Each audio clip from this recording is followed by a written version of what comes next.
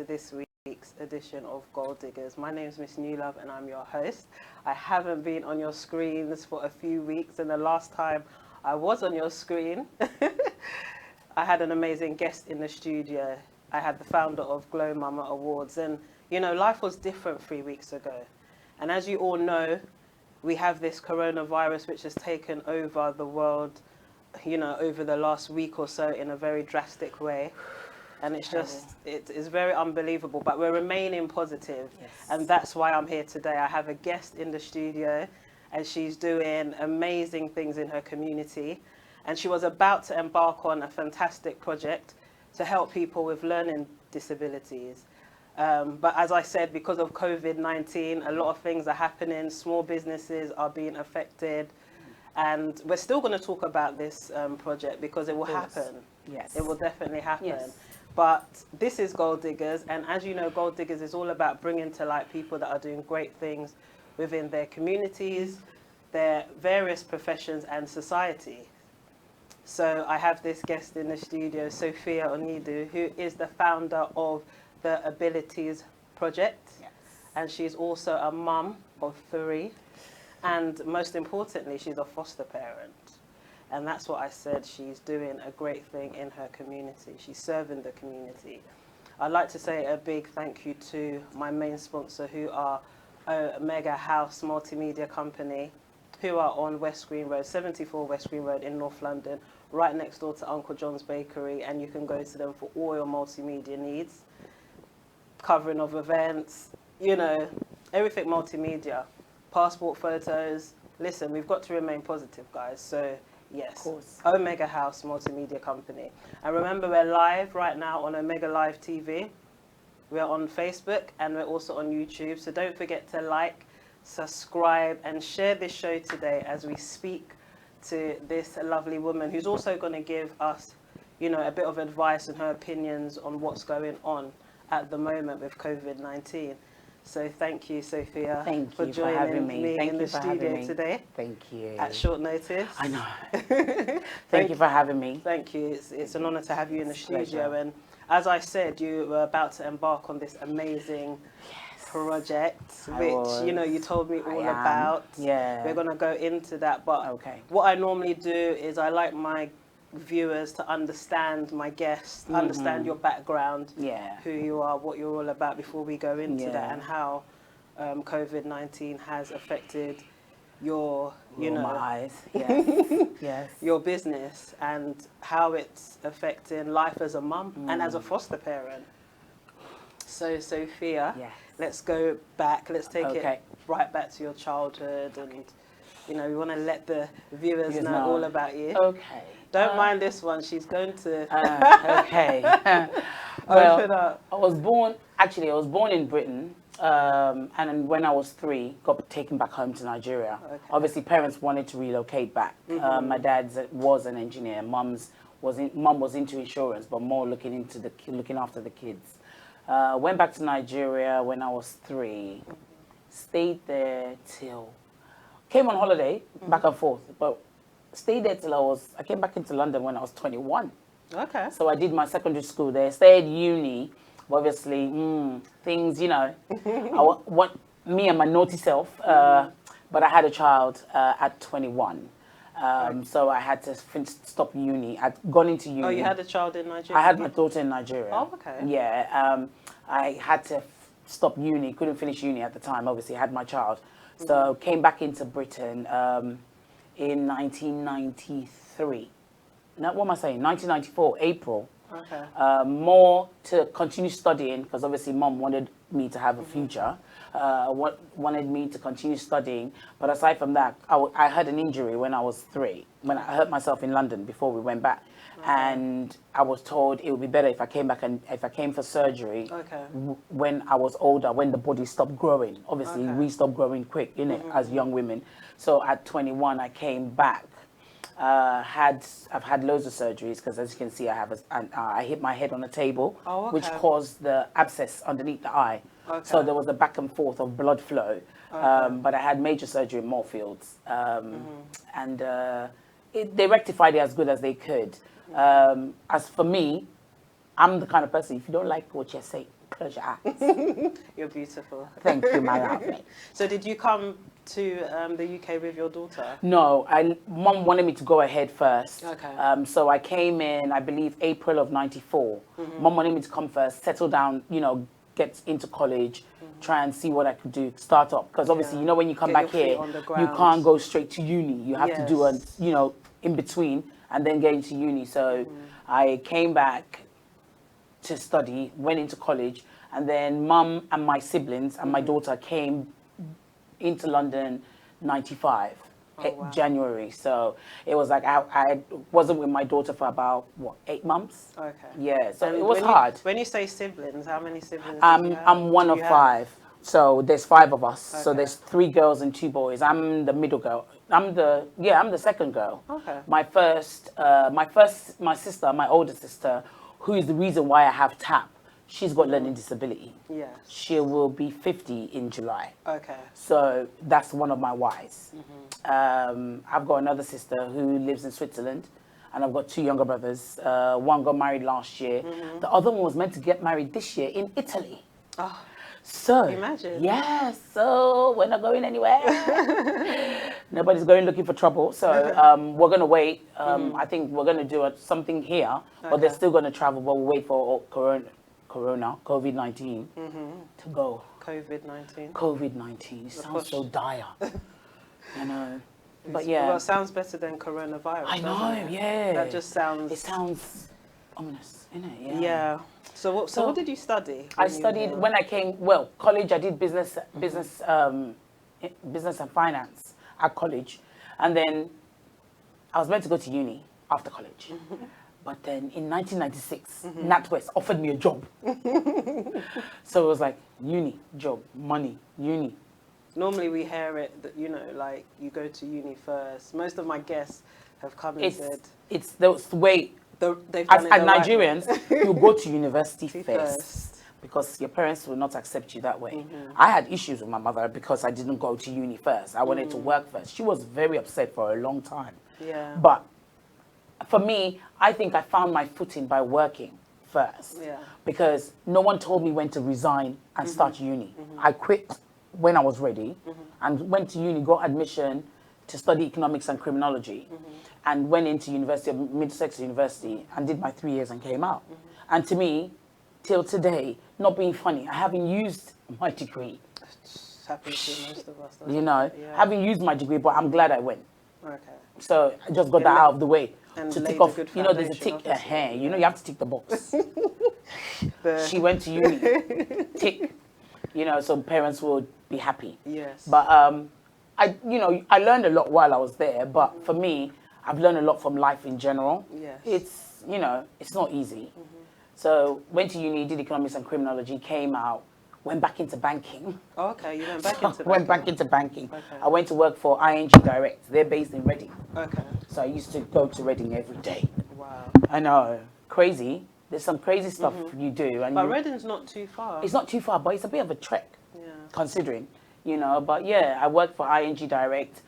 Woke up one day, I was like, I'm not satisfied. I felt British banks don't pay properly.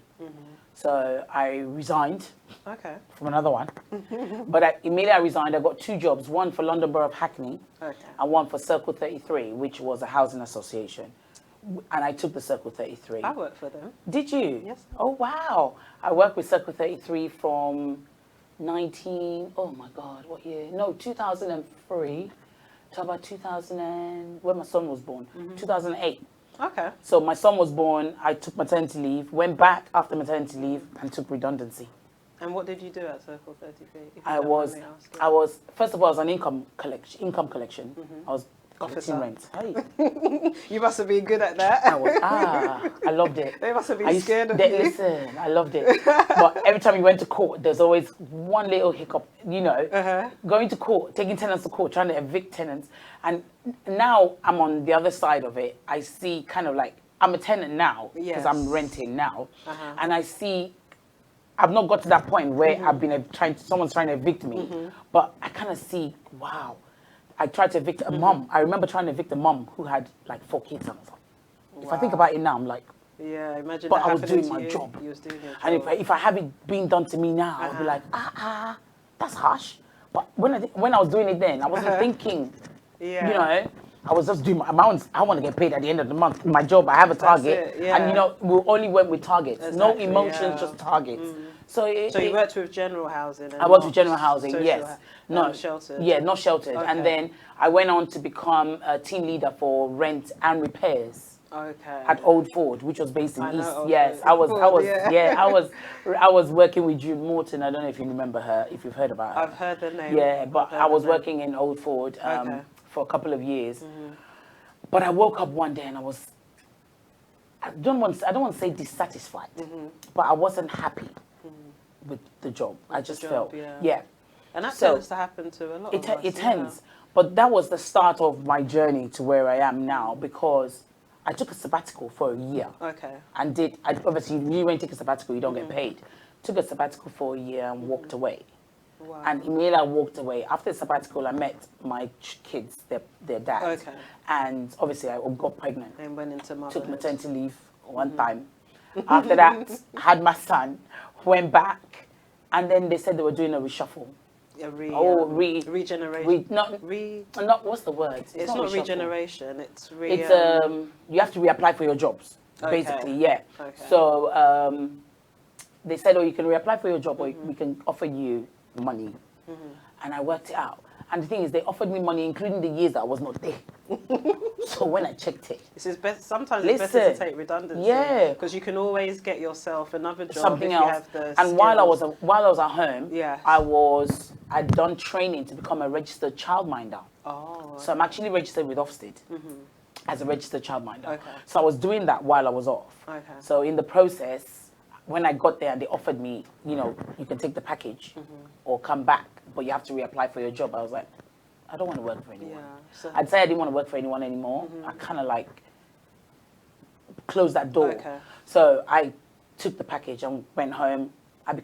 So basically, for me in my head, I was like, because there's a big gap between my daughter and my son. There's 15 years. Yeah. So my daughter's, there's a 15-year gap. Age gap. And for me, it was a case of I wanted to see my children grow, because I did see my daughter grow, but I didn't see everything.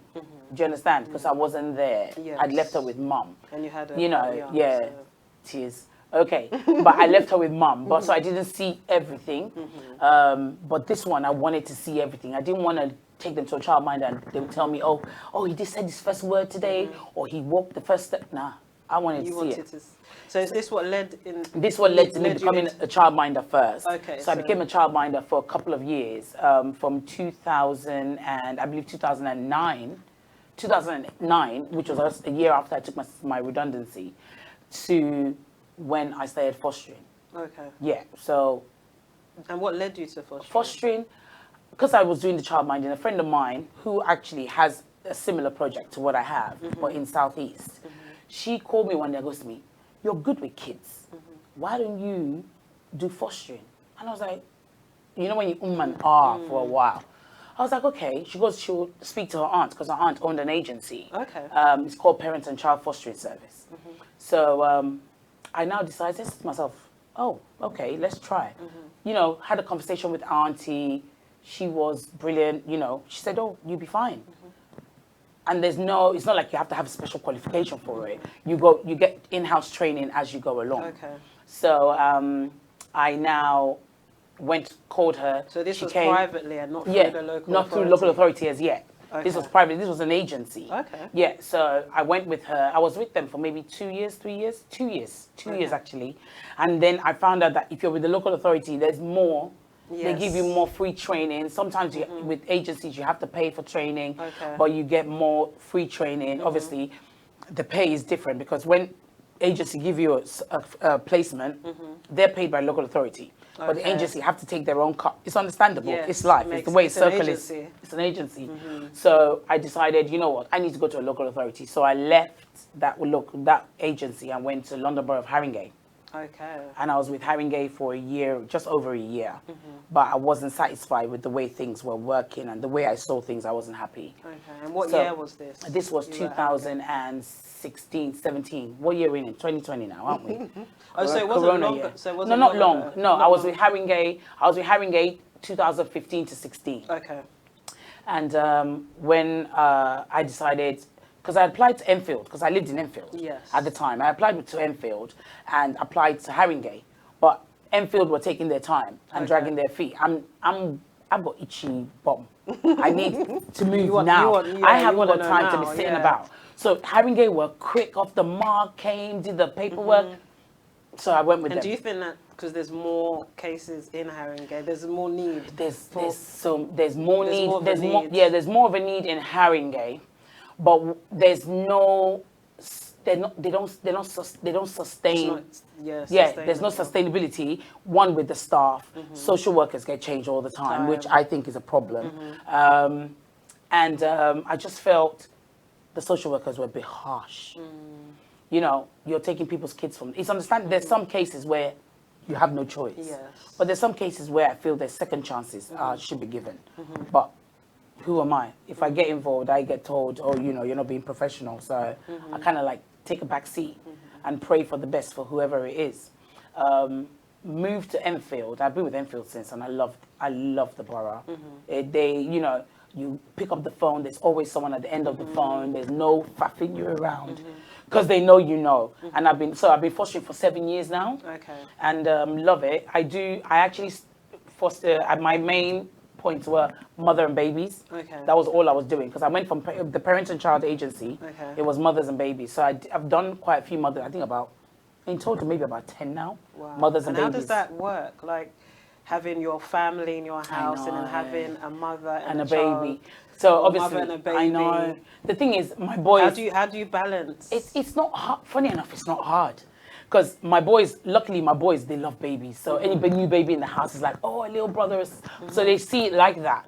So they bond straight away. Have you had any situations where it hasn't been that way? I've had a situation with someone who was foreign. It was hard. Someone from the EU. It was hard because the language barrier. So that was hard. So it wasn't, you know. So the boys kind of stayed away because obviously, you know, you get some that are very angry all the time, you know, for reasons best known to them. But apart from that, the rest smooth sailing.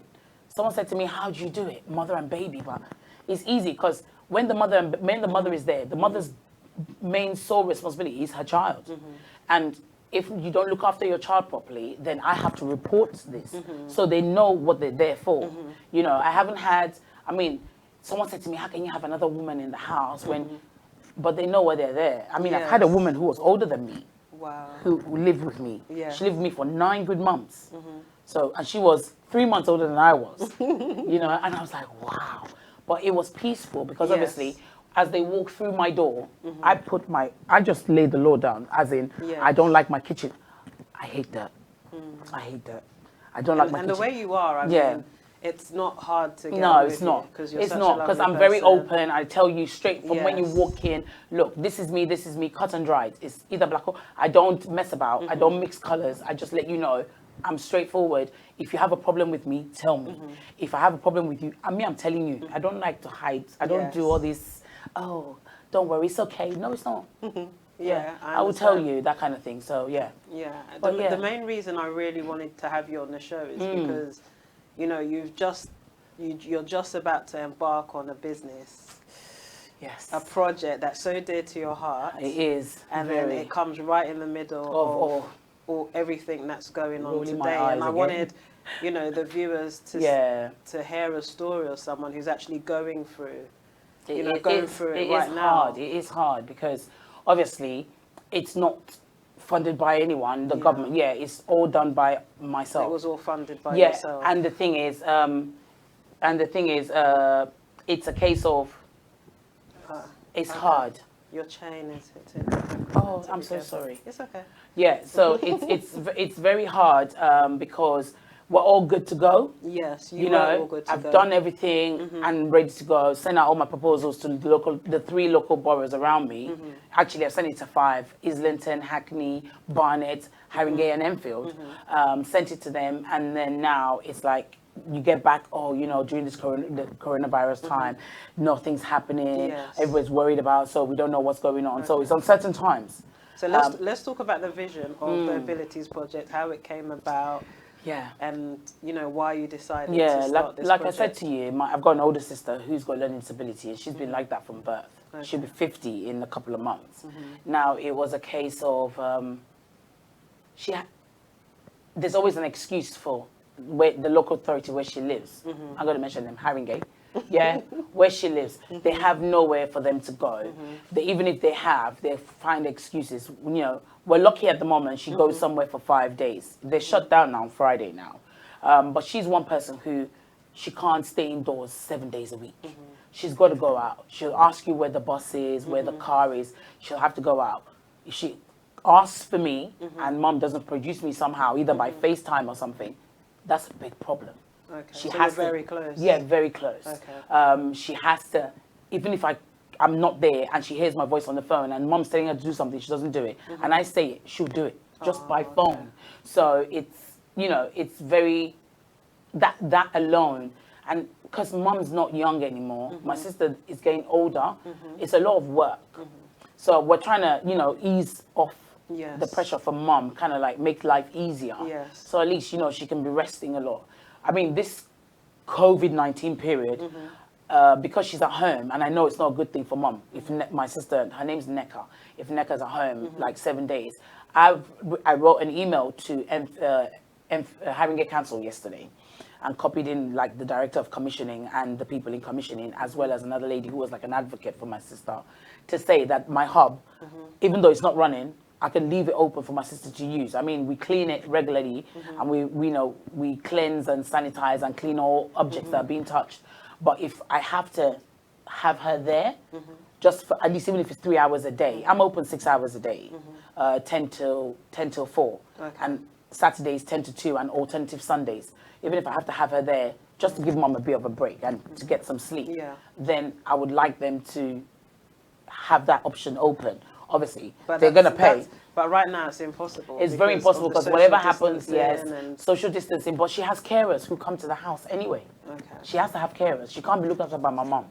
So she needs carers. So she's got carers, 2 carers a day who are with her. But the whole point of this project was to have a community of adults who have learning disabilities, but to at the learn moment, new skills. to learn new skills, to have activities, have a social life, having interactions with other people. But for now, obviously, we're on hold.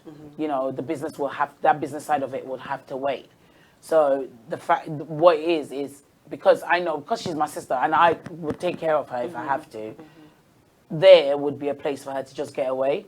I've got a sensory room built inside the hub, which is like calming. There's lights. It's dark and there's lights and lights going around. So it's a nice room where... Kind of similar to a daycare centre. That's it. So that's an option. Because obviously they've closed the one that they go to, which is a government one. Because there's a lot of people going there. I don't mind if she's the only one who comes there with her carers. Because the carers go to mom's house anyway. Okay. So with her and her carers, they can stay in the hub. So that's the option that you wanted That's the option I wanted to have So that's why you wrote to Haringey. That's why I wrote to Haringey to say, but I haven't heard a response back yet. Well, it's quite soon. I know. You're quite impatient. I know. I'm not in a hurry as far as they can do something soon, because obviously she was already rattled today, and I know it's not going to get any better tomorrow. So the plan was to open this project for adults. Adults learn, because I've seen what adults... I've been to a conference in Haringey where family members, carers for adults with learning disability or children with learning disability came to, and you could see the tiredness on the faces of these women and men, because they go through so much. They go through so much and paid so little for what they do. But the government would rather pay homes to have them, or have them pushed out to supported living. Some of them can't manage supported living on their own. Yes. You know, so the family members don't want to release. My mom is not going to release my sister to go into supported living. She's made it, it's been clear. We had an incident in a home where my sister was. We had to pull her out. The home was shut down because of this particular incident. Wow. So, you know, it's hard. It's hard. So it really hurts my heart when they have nowhere to go. Yeah. They have no activities. It's like when they go to a day center, they just sit down there and they keep them there till 3 o'clock. They carry a bus and go and drop them back at home. That's not enough. And there's other things to do.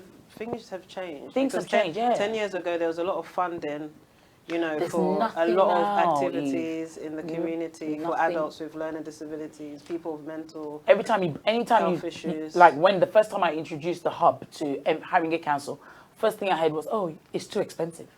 That's the first thing. No one looked at everything I did. No one looked at, you know, the activities the fund would have, the stuff you know, the equipment that I have, everything I'm providing. They weren't looking at that. And this was self-funded? Yes, they weren't looking at that. They were looking at, oh, you're a bit expensive. We can get it cheaper in. Fine. But there's no space in. Do you know what I mean? Yeah. So what are you going to do? So what happens now with... At the moment now, well, I went to the office because it's in a business center. So I went there today and I'm waiting for an email from the chief exec who's in charge of the building to say, because I know there's some grants that Boris Johnson says is available to small businesses. But because I haven't started trading as yet, I don't fall under the category to get that grant. But there's something else for other small businesses who haven't started, you know, I haven't made any money, so there's no money to, do you understand? But I'm hoping that this evening, when I get the email, it would favor businesses like mine. But at the moment, I still have to pay rent. Because you haven't started, yeah, that's another issue, isn't it? It's very because hard. Because you were just about to launch. I was just about, my launch is on Friday, the 27th. The mayor even said, the mayor of Enfield was going to come. But all that, you know, she's over 70, she wouldn't come out. I wouldn't blame her for not coming out. But at the same time, it's hard like you said, me. it's in a business centre, so obviously the owner of the business centre is going to have to follow procedures. So yeah, which we'll be hearing about later on this evening. Yes, we will. Yes, we will. So yeah, so all I'm doing is keeping fingers crossed and staying positive. Because if I think the way I would normally think, I would lose it. It's like, wow. So prior to all this happening, you had a 60-day plan, didn't you? I had a 60-day plan. And what was your plan? Say there was no COVID-19. If there was no COVID-19. There was no coronavirus. What was your 60-day plan with the Abilities 60-day plan was, you know, attend coffee mornings because I went to a coffee morning in the Enfield Autism Advisory Centre where I met parents who had children who were moving on from like the secondary school part of a disability, like a day centre, into adulthood, into college. Well, though I met families who weren't happy their kids were being sent to like Southgate College, where they feel if they go there, they'll just be ignored. So yes, and they'll be left vulnerable. So they wanted places where, like where I had. So you was going around. Yeah. So I've already met a parent who was going to come on Friday with her son, who she was quite interested in the centre, in the project, and she saw my flyer and the brochure. And she was quite happy about it, but obviously with all this going on, she's not going to be there. So the plan is, if the plan was without the COVID, was to go around and market, you know, go to local authorities, have meetings with the commissioning, because it's the commissioning of every borough who would now take you on, and then they'll speak to brokerage who now release funds.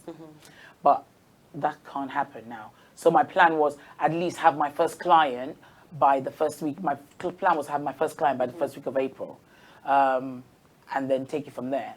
Because obviously, one client, two clients, you know, I wouldn't mind.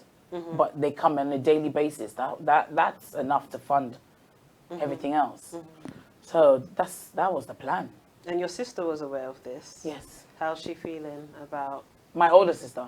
Yes. Does she understand? No, she doesn't understand. Mum obviously understands. And Mum knows where I'm coming from. Because I did say, it was Mother's Day yesterday. Yeah. And we couldn't see Mum. We had to do Zoom conferencing. Wow. So she had everyone. She was like, oh, I'm so happy. This technology, you know, parents. She goes, this technology thing, what?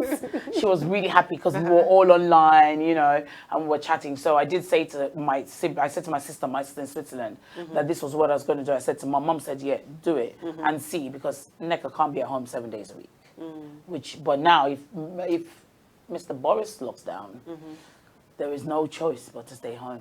So do you think they've taken into, well, I don't think they have. Into consideration people with adults who learn. No, they haven't. But it's really and truly, the power is not in their hands anymore. COVID-19 is real. Yes. It's a virus that's going around, whether we like it or not, and it's killing people. They're also vulnerable as well, because same way like how me and you can go and wash our hands and use sanitizer, They don't She won't come in understand and it, Nneka won't come in and go and use sanitizer and wash her hands because she's not aware. If mum does it for her, then that's when. So they are very vulnerable. They haven't put it into consideration because the power's been taken out of their hands. They have no choice. Exactly. There's no choice. They're left with no choice, to be honest. And now that the schools are closed as well. Oh my God, yeah. We don't even know when that's open. So how are you coping? Being a foster parent. Everyone's at home. But the thing is, having your do you have anyone in your care at the moment? Yeah, I have a mother and a baby. Baby's about 10 weeks. And I've got a 2.5-year-old. And your children? And my own 2 boys. And the 2.5-year-old sees his family 4 days a week. So whatever decision is made tonight will affect him seeing his family. And it's a bit of a nightmare because I'd written an email today complaining about the fact that I have to be taking him. Because where we go, it's like everyone, there's a communal meeting point, it's like a contact center. Yes. So I wasn't happy about that for health reasons. It's like I've because you have a duty of care to protect your family. Yeah, they'll tell me, but they'll tell me I have a duty of care to him as well. So, you know, and they said, oh, it's a legal right of theirs for them to see their family members. And I'm like, what of my right? They're infringing on my own rights as well, but he's only 2.5. He won't understand. He's used to seeing his family 4 times a week. So I'll keep going until Mr. Boris decides. If he locks down, then that's a lockdown. There's nothing we can do about it. We just have to go with the flow.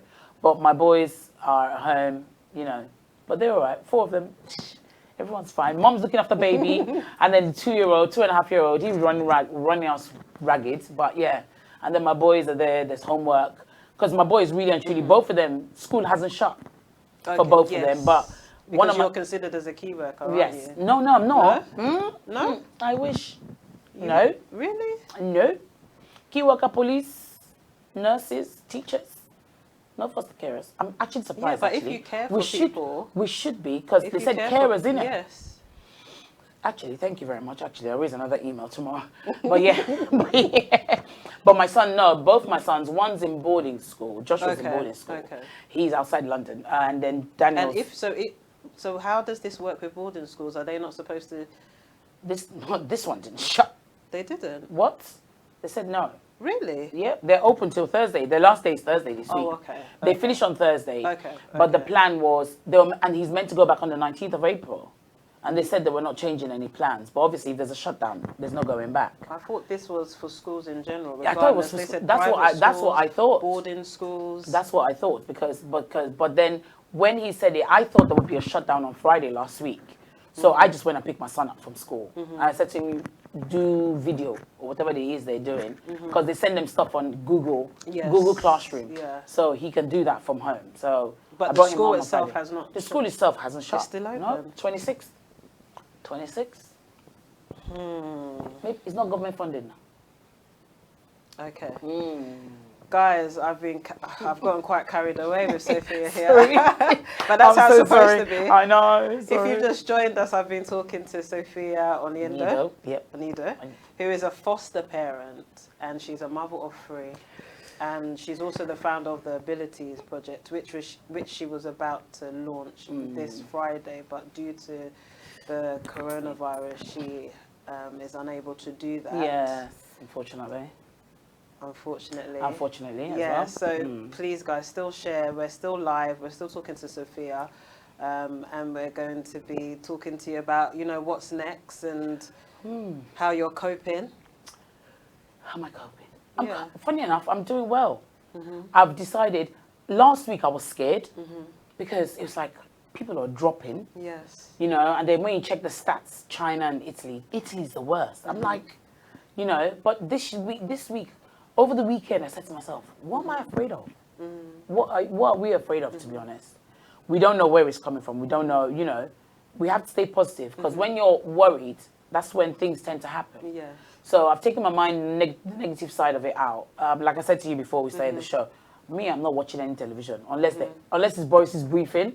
I watch all the briefings. Anything else, anything in the media concerning coronavirus, I don't want to know. And what about reassuring the children and talk to them, reassuring the people that you're caring for in your home? I tell them, you know, the mum I have, she's like she said, I'm self-isolating. So she stays indoors, doesn't go out. With my boys, we have a routine. Wake up in the morning, rinse, gargle with salt water. Then we have vitamin C pumping ourselves up all day. So you're going through washing, all that. Yes, so washing hands. Everything you do, you wash your hands. And we have lemon, you know now the African thing, lemon and lime with ginger. They love it. They're funny enough. They don't even argue. They just drink it. I'm like, that's what I've been doing that every morning. Yeah, warm water. Exactly, warm water with lemon and also some apple cider vinegar. There you go. Yes, I had that today. I have it tonight before I go to bed. Make sure. I will, therefore. So have the council or social services provided you with any support or information as a foster parent? Yeah. You know, with regards to COVID-19. Has there been any support from them? No, nothing like support. Basically, we've been told is if we can't take our foster kids to contact, then our supervising, because we have supervising social workers. Okay. Supervising social workers are the ones that give us the placement, so they're in charge of a certain number of foster carers. Okay. They would have to come and pick the child and take them. So there's no consideration, so to speak, for the health of our family members. Do you understand? We didn't get a letter. Coronavirus has been around for some weeks now. Yes. I only got a letter. We only got an email from Enfield last week to say. But I think it's more been like the last 10 days. Yeah, it's escalated. Yes, it's escalated. I mean, the information's been there, but it's now become pandemic. Yeah, it's become apparent that we're in some sort of in some sort of trouble. Yeah. Yeah, so we didn't get a letter till last week because I was worried why we didn't. And, you know, just let us know what, as a foster carer, this is what you should do. We got the letter last week, but obviously we still have to go to contact. But it's not a problem for me. Like I've said, I woke up this morning so positive. I'm not afraid. At the end of the day, I'll just make sure I keep clean, wash my hands all the time, sanitize where I see where you see sanitizer. Like there was one in here. There's no sanitizers anywhere. You know, you order them, they're not coming. But it's a case of just follow the rules, stay home. People are not staying home, and I don't understand that. Yes, this is the problem. This is the problem, and it will not stop until people listen. So there's been a lot of misleading information, a lot on social media. What are your thoughts on that, and also what's your advice? Where would you advise people to get the correct information? Because I know, you know, mine is the BBC News every morning. Every morning, I get alerts on my phone. Yeah. And you see BBC at the top. I just click and open, and that's it for me. People need to either go to BBC or go to World Health Organization. Yes. If not, everything else is nonsense. I saw stuff today. Someone was sending around a list of, like I'm Nigerian, but someone sending a list of states and the cases in the states. It wasn't for corona. That was when they had a different disease. That was a different disease altogether. And they're posting it in corona season. Come on now. Yeah. We have enough problems to deal with. Yes. We have enough problems to deal with. Lockdown. Even this. Oh, are we live? Are we still live? Oh, sorry, we're live. Okay. But there's been a lockdown. So has it? From tonight? Now, as we're speaking now, there's been a lockdown. There's a lockdown in the UK. So finally. Guys, I was waiting for that. Yes. I wanted to hear that. I mean, at the weekend, people were at the seaside. It's going to be very hard for us, but it will be. It's needed. It's needed. Because the numbers are rising. And it's not going to stop rising if we don't stop. People just need to stop. There's so much going on. People need to stop. And I think, you know, once we realize that it's a necessity for us to stay indoors, how hard is it? And today, as it stands, there's 333 people that have passed. Yes. This was at 3 o'clock, so it could... It's 335 now. It was, by now, when I walked in, it was 335. Yes, that's what I have here. And also, the cases were 5,683 in the UK alone. So it's so sad. It's very... It is so sad. Yeah. My son's teacher, I believe, had it. And like she said, it was like malaria. Really, you know, like when we're in Nigeria, we have malaria. To us, back home, it's malaria. We don't consider it as anything major. But when you come with malaria, fly into London with malaria, they quarantine you, you know. They do. They quarantine. A friend of mine got quarantined coming into London from Nigeria with malaria. Didn't put him in on his own, isolated him at the hospital.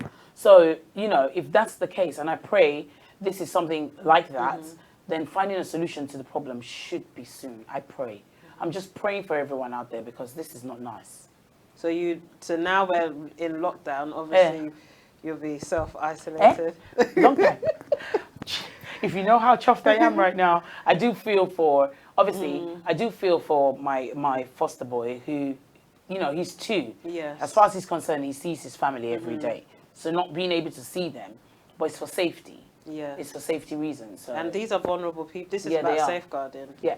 This is about safeguarding. About safeguarding. It is. So, yeah, it is. Well, you seem very positive, and that's why I wanted to hear you're very positive. Always. And, you know, always. And you know, when we talk, yes. Because, like I say to everyone, life's too short. And it's so important to have someone like you. It could possibly be, one of my last shows for a long time because we don't know what's going to happen. Exactly. You know, to end it in a positive way. Yes. So what advice would you give to people out there watching on how to remain positive in such a we're anxious, we're worried, we're scared. But how are you going to keep your family positive and keep yourself positive? Just think positive thoughts. Think positive thoughts. Never think anything negative. Always look at the good side of everything. Because if you don't, then you see bad sides. What's the point of having high blood pressure for no reason? It don't make no sense. And there's a lot of things we could be doing as well. So many.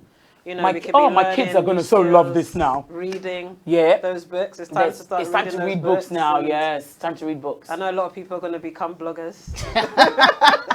Overnight? I'm not. Overnight? No, neither am I. Neither am I. Not. But, you know, a lot's going to happen. Yes. So, yeah, it's trying times. And we just have to stay positive. Because if you don't, what's the next thing?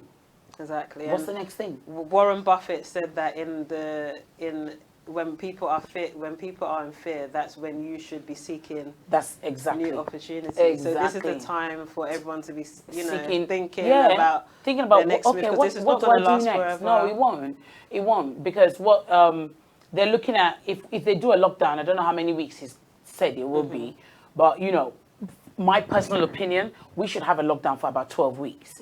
Because if we do a lockdown for 12 weeks, that disease will die. You know, it will stay indoors, and whoever gets sick at least gets seen to. Well, we hope so, but we're not spreading it. Apparently, it's back in China again. I heard 34 new cases. I heard 34 cases. Whether it's real or not, I don't know. That's why I said I don't want to listen to the news. We're praying. But that's real. That's something that's real. We're praying. Italy is still... I feel so... My heart breaks for Italy. Because there's an older generation in Italy, and that's why we're having so many deaths.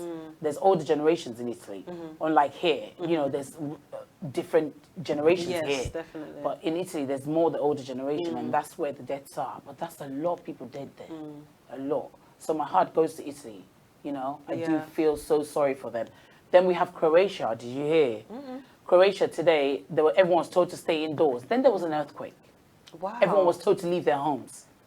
People are sitting outside in -4 with masks on.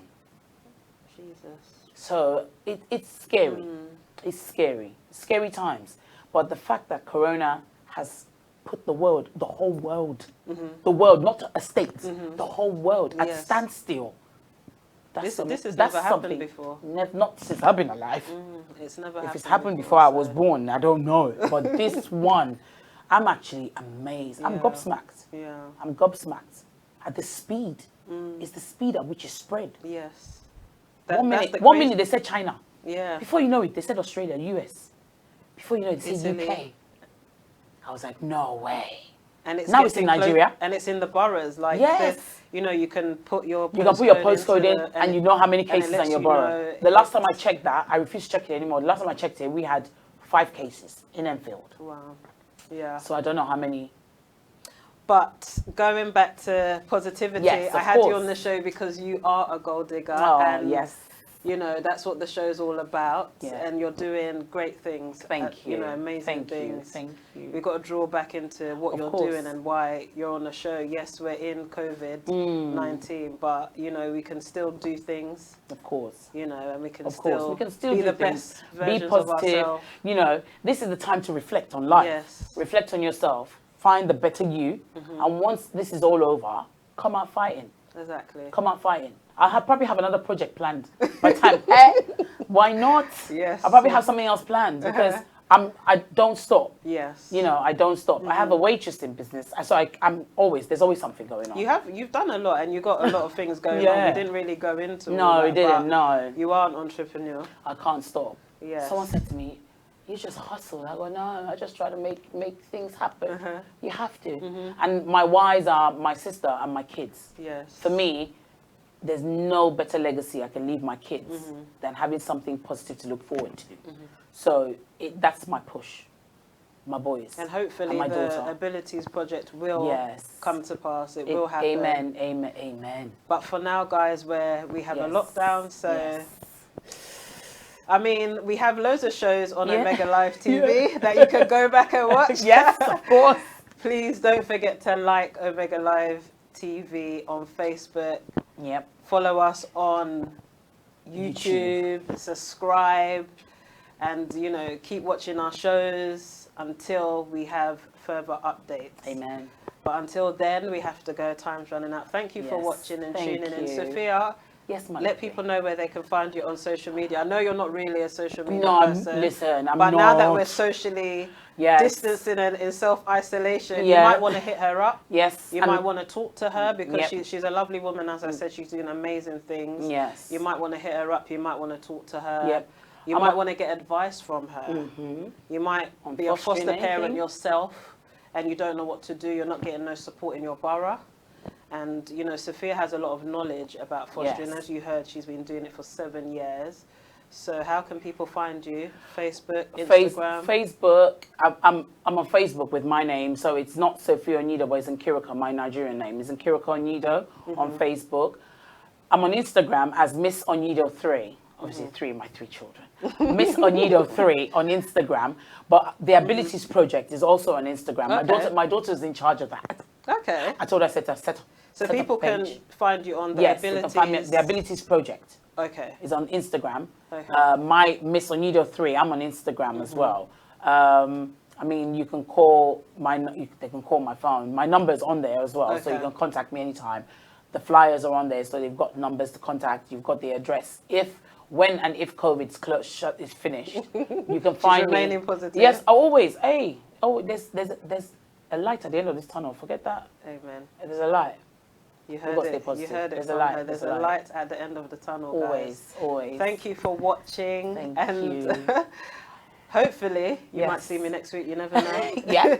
If there's a miracle that happens, you never know. But yes, thank you for tuning in to this week's edition of Gold Diggers. You've been watching on Omega Live TV. Like I said, don't forget to like. We're now socially distancing ourselves and we're in isolation, but we have so much programs on Omega Live TV that you can go back and watch. Loads of shows, as we say every week. So thank you guys for tuning in. Until next time, I'm your host,